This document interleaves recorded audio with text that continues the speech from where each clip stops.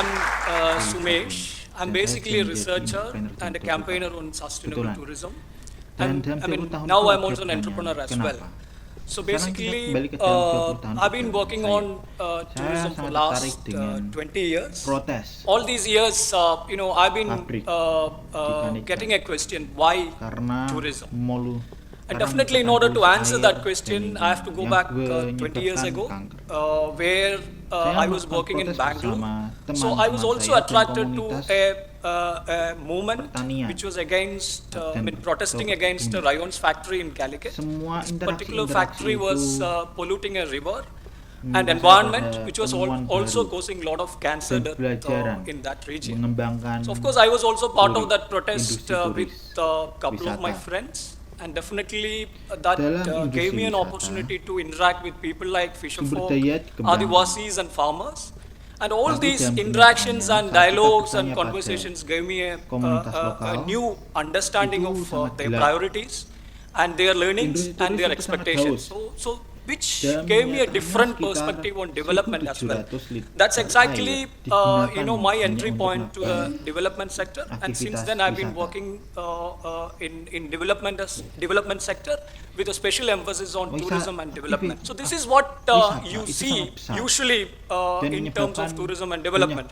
But at the same time, when it comes to reality, or when you go to destinations where real tourism activities are taking place, if you talk to the local communities, you can also get the dark side of tourism. Like for example, this slide shows that tourism is a resource-intensive business. Like it's a very thirsty business. Like for example, a local residents living in destination, they use 14 liters of water per day, according to UN. But when it comes to tourism, a hotel guest is using 1,785 liters of water per day. This is just one slide. And if you consider the carbon emission and other factors which tourism is, in terms of resource utilization is really huge. And definitely it's also causing a lot of problems like water pollution. Our little backwater areas are, a classical example of how tourism is affecting water bodies. Like, for example, a proud product of Kerala tourism, houseboats are very largely polluting backwaters today. And tourism is also one of the industry which is largely displacing people. I mean, when I say displacement, it is both direct and indirect. Some cases, big hotel and tourism projects like special tourism zones are directly displacing people. And also load of indirect displacement. Like for example, if you consider the post-tsunami coast, Tamil Nadu and Kerala, lot of real estate activities took place and that indirectly displaced communities from the coast. Like for example, again I'm coming back to Alapi. Some studies says that the Alapi coast, 70%, nearly 70% of the land already, the fishing community already lost. So you can just imagine that is creating other issues like social issues and certain extent how it impact their livelihood and all.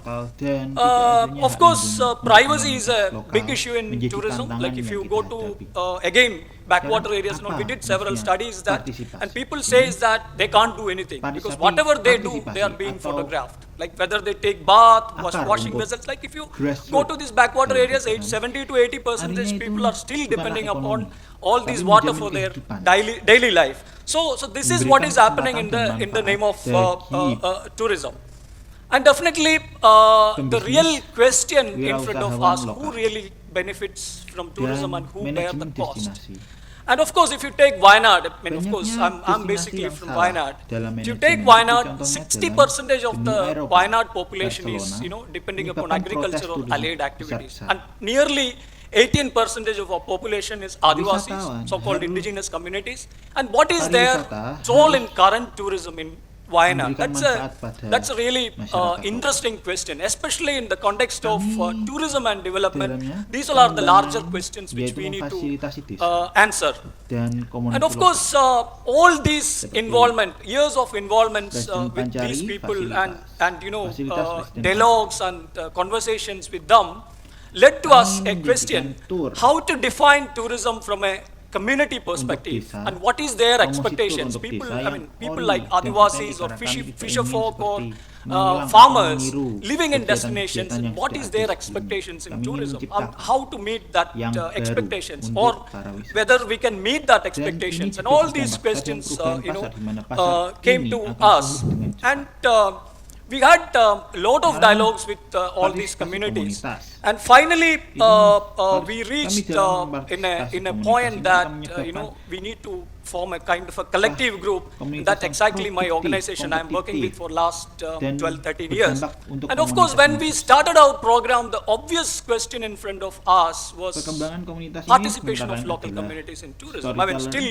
we are Untuk working on program it. ini hanya ada So we storyteller call it participation dan challenge. interpreter Still, it is a atau challenge in penerjemah many ways. penonton. I'll explain to you. Basically, when I say community sekarang participation kami in sudah tourism, langsung ada in di most of the Desa cases, Wainat, which is misinterpreted Sektum, or misunderstood concept. Tera. In many cases, like even Dalam many of the kesana tourism banyak programs, sekali local participation is in para tourism petani is yang defined as kehilangan menial lahan jobs mereka. or low-paid jobs like sweeping and things like that. So many hotels, like if you really Dan analyze the kami industry, you can segi see that they claim that untuk they are bringing hotel, local community participation in tourism, programnya but kami that's ingin not menolong para sufficient. petani tersebut. And also Dengan in apa? many Dengan NGO projects, menggunakan bantuan sometimes that turis, is also reality. yaitu sebagai bantuan Participation is finansial basically a mereka, token participation. dan So, juga and sebagai many of these aktivitas schemes are voluntary dalam schemes. There is no memanen legitimacy according to the law. So these yang are the akan challenges which memberikan we dampak face pada when we tertentu talk about berupa produk organik, participation in tourism. sehat, I'm sure and another berkualitas tinggi, development dan itu harganya aspect murah also, the dan same harga issues besar. are very common. So when I say participation, Ini suatu especially when we talk about kegiatan yang akan grassroots, memberikan what does it mean? keuntungan What participation untuk mean? masing-masing pihak. So we came up with Dan 4 pihak levels of komunitas, participation challenges, lokal komunitas which akan is memberikan banyak inevitable in order to pekerjaan. make tourism more sustainable. Pekerjaan The banyak participation sewa. number 1, participation in decision making and Petani governance. juga So people should get kami a juga forum to mengembangkan take decisions hotel-hotel on their own petani dalam life and petani. livelihood. That's very important. Dan And second thing, para definitely petani participation in business, juga not mengatakan just pada menial kami jobs. Meaningful participation mereka in ingin tourism mengganti business, something like entrepreneurship hasil-hasil development and produk other pertanian benefits. And the kimia third aspect menjadi is produk participation in organik management, yang mungkin which is a very ini much akan menjadi tantangan kami discussed untuk mudah topics for last dalam 2-3 years, hal because penjualan all over the karena world akan destination menyebabkan management is a perbedaan challenge. yang sangat Even tinggi. if traditional sending countries like Barcelona, Berlin, or turis atau European wisatawan- cities, they are also wisatawan facing a akan lot of membantu dalam finansial protest against tourism. Even probably yang the akan last 2 years ago, there was a mayor mengembangkan election in produk-produk Barcelona. The basis of mayor's election was her anti-protest pertanian tourism kami protest di background. Aceh. So this is a very tricky issue now. So participation in managing Dan tourism, tentu saja including kami akan destination memberikan management, is a fasilitas key seperti issue. The fourth one is interpreter atau penerjemah very tengah, important, especially when you take yang tourism bahkan as a beberapa development dari mereka model, sudah bekerja monitoring sebagai pengemudi tourism, taksi. whether tourism is beneficial or detrimental to the local community. Yang When you menyebabkan talk ini about sebagai development, it's not pengembangan just sistem economic benefits. pasar Other baru. benefits are also important. So how to monitor tourism with local Sekarang community untuk participation turis is juga a akan mendapatkan multi-billion dollar question. pengalaman So in our agrikultura program, we are trying a little atau humble, melewati attempts. aktivitas- All the aktivitas villages, we pertanian. are working in many states. All the villages we are Karena working, melihat we are trying to facilitate local dan communities, nyatanya facilitation ini committees adalah and destinations. aktivitas-aktivitas Like for pertanian example, the chairperson of the yang committee is memberikan basically people atau elected itu. representative like panchayat president or panchayat member, which is giving a legitimacy to the dalam company, pendapatan committee masyarakat according to the Panchayati Raj Act. Kita juga So the other members like bekerja women sama representative, dengan youth representative, komunitas even lokal representative seperti of hotel Adivasis dan and all yang part of lain. the committee. Karena kan So basically they are pengairan trying to yang tidak ensure these terlalu 4 baik levels of participation in di masa tourism and sekarang other karena beberapa alasan. village development activities in satunya all adalah these Jeffrey. villages. Seorang So basically, all the programs pemandu which we wisata are tuan trying to promote in our yang village, it's sekarang authentic. itu We don't recreate any memfasilitasi activities. atau So travelers getting an authentic mengakomodasi travel experiences when tur they desa ini. visit us. Definitely, which Banyak is experiential. petani ya, And when you bergabung talk ke about market, this is a very program kita rapidly dalam growing rangka untuk market segment. So we get mencegah considerable krisis market share agraria. also now. Of course, it is Dikarenakan slowly di changing from 2006 its banyak petani India status of yang niche market bisa to the dikatakan mainstream meninggal. market. So when I say community participation, definitely, which is also Program giving a very kami competitive membantu tourism petani products. So that's dan also an komunitas advantage. lokal seperti And definitely, all toko these projects are perajinan community owned dan usaha-usaha and which lain is also contributing to the larger community dalam mendapatkan development.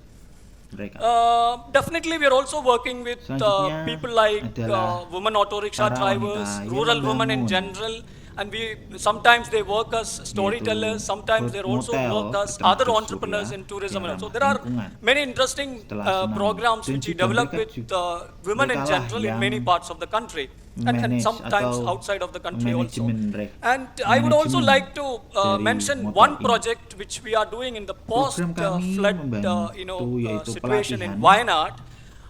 Basically, seperti there is a village called pengemudi, Tekundara, which is in Wayanad. This village is one of the most affected village during the flood. pencerita, You can see that the devastation happened in the village. dan Many farmers lost their monitoring crops, turis atau like pariwisata coffee, ini. paddy, and so on. So now we Kami harap started working with them, program kami dapat and what we did membantu actually, we lingkungan started a program, facilitated a program called Nam dan Anbode. So, para which is komunitas basically lokal. bringing Adivasis, Kami farmers, berharap consumers, and travelers together para komunitas lokal to dan this desa-desa particular yang program ini village. dapat So what we terbantu. did actually, we found 100 travelers and consumers, and we are all kind of contributed to some money to the farmers and doing joint farming, particularly rice farming, especially rice completely lost during the flood. So it's an interesting program because farmers are getting initial investment without interest. So it's really interesting. And for them, definitely it's a value addition because they are also doing farming in a traditional way, and also it's all organic. And when it comes to customers, they are getting rice, organic rice, quality rice, without, little less than market price. So it's a kind of a win-win situation. It's not a charity. Both farmers and consumers are getting benefit out of it, and also a very good travel experience for travelers who are coming to the village. And of course, this also provided employment for people like Adivasis, especially immediately after the flood. The employment situation was, very difficult in Wayanad. So that also gave them a livelihood opportunity. And now what we did actually, we also developed farmers' homestays like other places, which is also giving an additional income to the farmers who are, part of the program. And another interesting aspect, what's happening in all these villages, many of the farmers, they want to shift to chemical farming to organic farming. The biggest challenge in front of them during this, transition period, there is a huge income loss. So, but what we are trying to do in this particular village, taking tourism as an interim arrangement to cover the income loss during this transition period. So that is also happening in these villages. And definitely we have a lot of women entrepreneurs in these villages, and many other entrepreneurs like taxi drivers and so on. And definitely we are also now expanding this to other crops like coffee, pepper, and now we are discussing about packaging of all these products and different marketing systems and all. So this is also a new development. So definitely I already mentioned that all these agriculture activities are considered as a kind of a traveler's experience. Many travelers are part of all these efforts. Both, they invested also, and also they're coming to stay in the village, and they are experiencing the real village life and, agriculture. So this become a very, experiential travel product of Wayanad today. So, you can see that a lot of activities. And we are also now working with potters in the village, because now pottery is also not doing really well due to several reasons. Now we are trying to work with them in order to, conduct workshop for travelers and also. This is a kind of an additional income for the potters as well. And this is what people say is on us. And she's really interesting. She's probably one of the oldest, women auto rickshaw driver probably in Kerala, Jeffriya. She is now conducting tours for travelers in Calicut. So we organize different tours like this.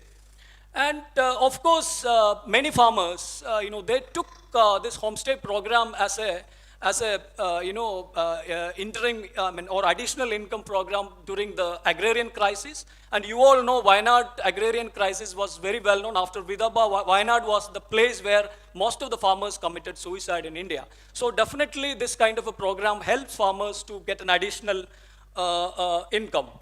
And of course, he's a very young farmer. He's also diversifying his income, like auto rickshaw. Sometimes he's also working as storyteller. So this program also giving them an additional income. And this is another interesting program which is near Kayamkulam. In a post-tsunami coast, 7 women, they formed a self-help groups and they built a solar eco-friendly cottage, and they're running this business. So we help them with our training, and also we are now marketing the program. So definitely training program is one of the most integral part of our organization. I mean, in financial terms, I would say last year something like 26% of our total budget allocation is for training. So when I say training, we have a complete training module for homestays, rural women. We have a module for storytellers, like communication, presentation, and so on. And also drivers, youth, and villagers in general. Like I already mentioned, the village committee, they're also getting training on various aspects, like how to monitor tourism and all. And definitely our training modules are also covering larger aspects of environment, like zero waste and so on. So the training helps us to really set up these programs in villages. Thank you.